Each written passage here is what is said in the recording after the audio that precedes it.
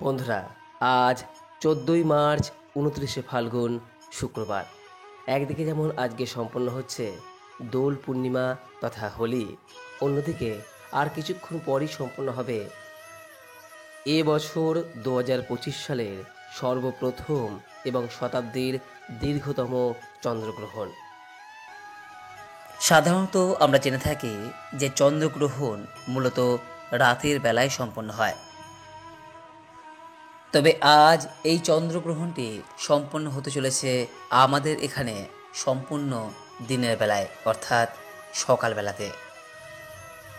আমাদের এখানে এখন সকাল হলেও পৃথিবীর অপর প্রান্তে এখন রাত্রি চলছে, আর এই সময় চন্দ্রগ্রহণটি সংঘটিত হচ্ছে।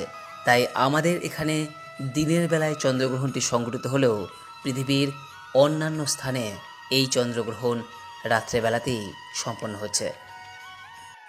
বছরের এই প্রথম চন্দ্রগ্রহণটি একটি পূর্ণগ্রাস চন্দ্রগ্রহণ, অর্থাৎ আজকের এই চন্দ্রগ্রহণে পৃথিবীর ছায়ায় চাঁদকে সম্পূর্ণরূপেই অদৃশ্য দেখাবে। অনেক সময় আবার এই পূর্ণগ্রাস চন্দ্রগ্রহণের সময় চাঁদ সম্পূর্ণ লাল হয়ে যেতে পারে, যাকে বলা হয় ব্লাড মুন।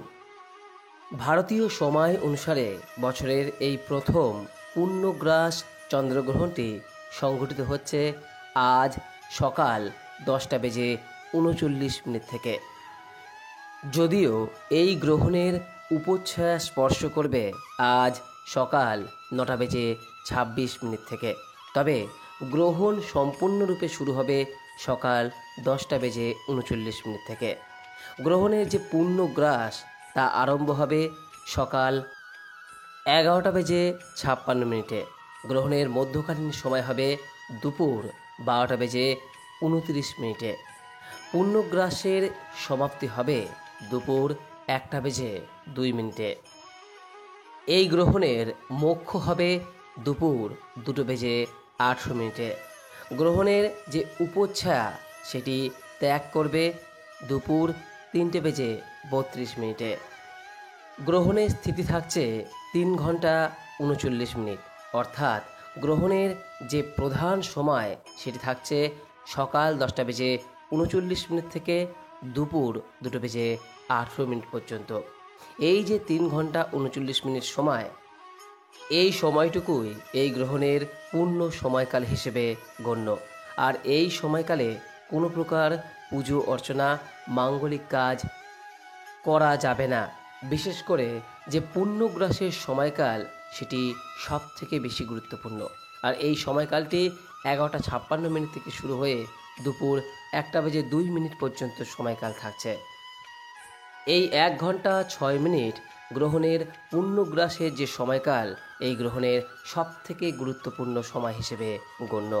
এই সময়ে যেহেতু গ্রহণের পূর্ণগ্রাস সংঘটিত হচ্ছে, তাই এই সময়কালে গ্রহণের যাবতীয় বিধিনিষেধগুলি মেনে চলা প্রয়োজন। এই পূর্ণগ্রাস চন্দ্রগ্রহণটি মূলত দৃশ্যমান হচ্ছে আমেরিকা, পশ্চিম ইউরোপ, পশ্চিম আফ্রিকা, প্রশান্ত মহাসাগর, আটলান্টিক মহাসাগরের উত্তর ও দক্ষিণ ভাগে।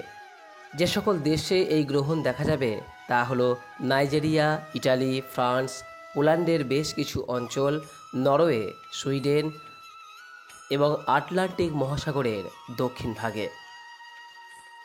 ভারতীয় উপমহাদেশে অর্থাৎ ভারতবর্ষ, নেপাল, ভুটান, পাকিস্তান, বাংলাদেশ উক্ত স্থানে যেহেতু এই গ্রহণটি দিনের বেলায় সংঘটিত হচ্ছে, তাই আমাদের এখানে এই চন্দ্রগ্রহণটি দেখা যাবে না, অর্থাৎ অদৃশ্য হিসেবে এই চন্দ্রগ্রহণটি আমাদের এখানে প্রতীয়মান।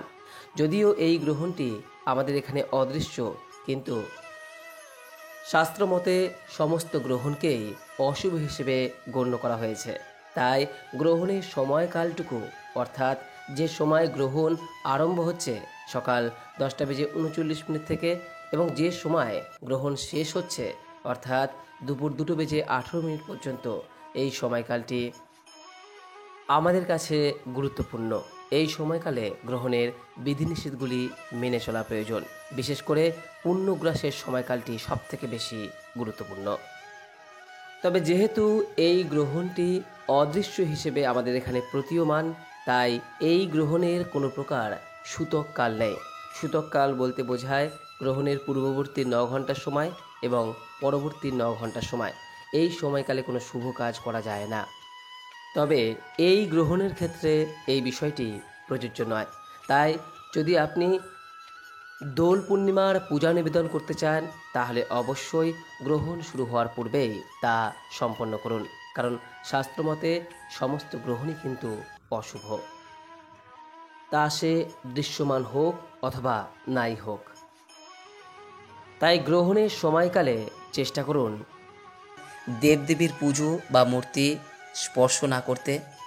এই সময়ে খাওয়া দাওয়া বা রন্ধন কার্য যথাসম্ভব এড়িয়ে চলুন।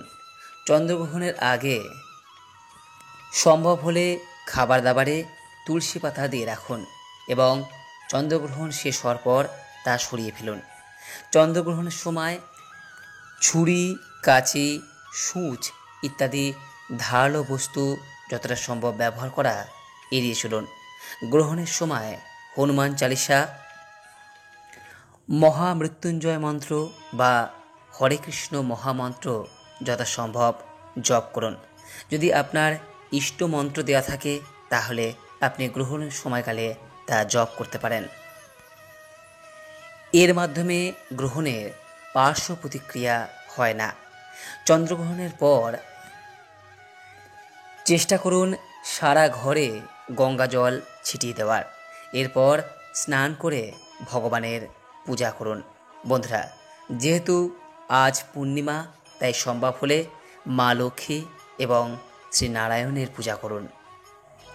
তবে কখনোই কিন্তু গ্রহণের চরম মুহূর্তকালীন সময়ে এই পূজা করবেন না। যেহেতু ভারতবর্ষ সহ ভারতের বিভিন্ন অঞ্চলে এই গ্রহণ অদৃশ্য হিসেবে প্রতীয়মান, সেই কারণে এই গ্রহণের শেষে পাক পাত্র পরিত্যাগের কোনো প্রকার বিধিনিষেধ নেই। অর্থাৎ রান্না করা খাবার ফেলে দেবেন না।